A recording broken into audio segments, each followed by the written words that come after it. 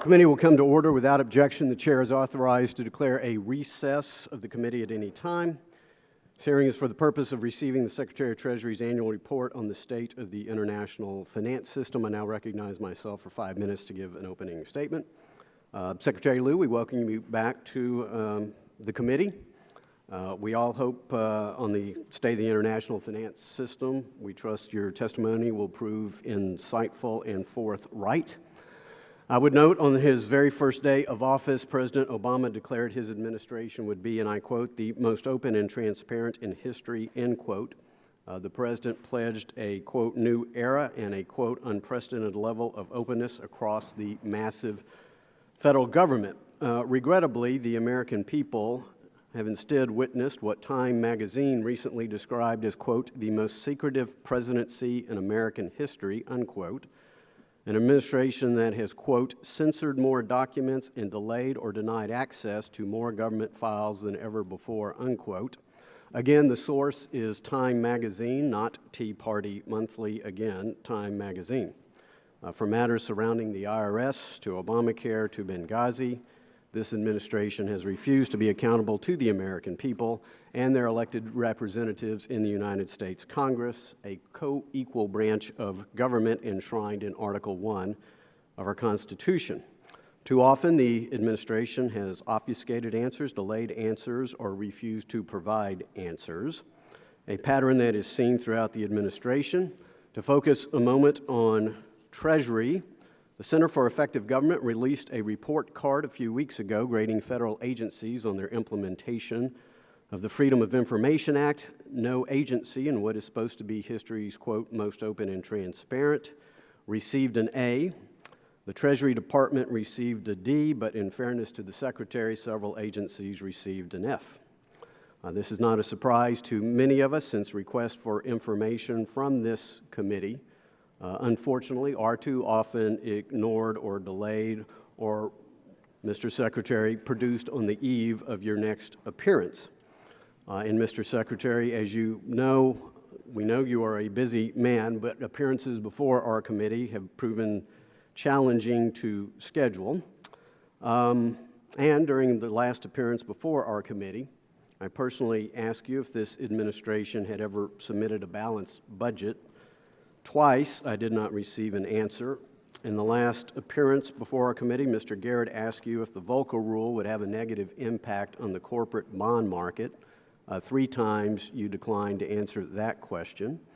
Mr. McHenry asked you whether Treasury had ever sought a legal opinion on debt payment prioritization.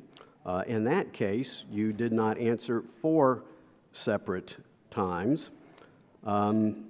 Mr. Secretary, when it comes to my questioning, I want to be fair. I would like an answer, be happy to give you a moment to put context, but I would respectfully request, again, that questions that are put to you are answered. Mr. Secretary, with respect to scheduling, we know that you have recently had surgery. We are glad that you are recovering.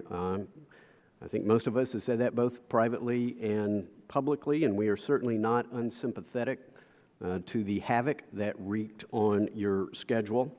But I do note that press reports indicate that subsequent to your return to work, you did manage to schedule 2 full days of appearances in Detroit, 2 full days of meetings at the World Bank.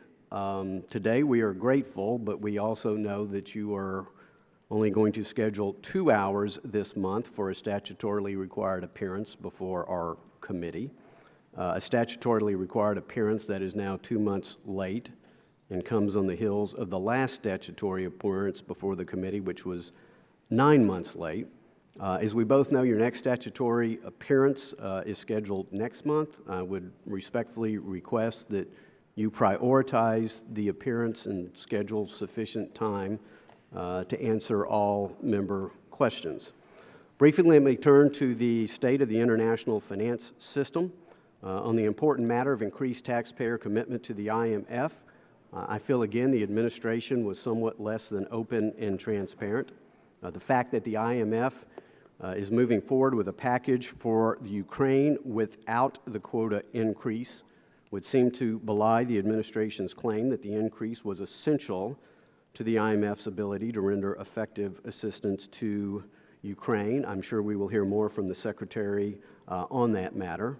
And as I gaze to my left and my right, looking at the national debt clock spinning out of control, I again wonder about the wisdom of effectively converting an emergency commitment to the IMF to a permanent one.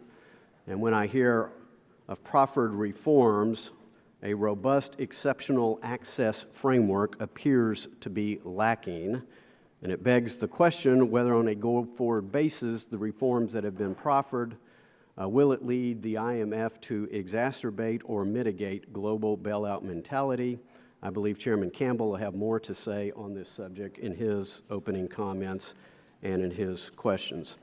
Again, Mr. Secretary, we do welcome you back here. We wish you a continued good recovery. We look forward to having you back next month, where we hope you will be able to stay longer and catch up on your schedule.